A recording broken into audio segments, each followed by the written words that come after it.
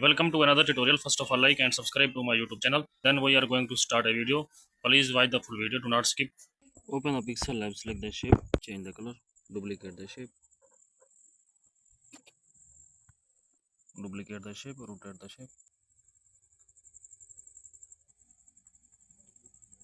Then select another shape to back the shape. Select the erase color to back color red. Select the import button. Go to the gallery. Select a photo.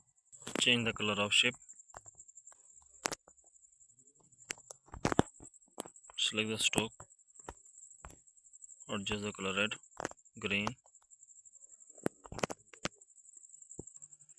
Please like the video and subscribe the channel.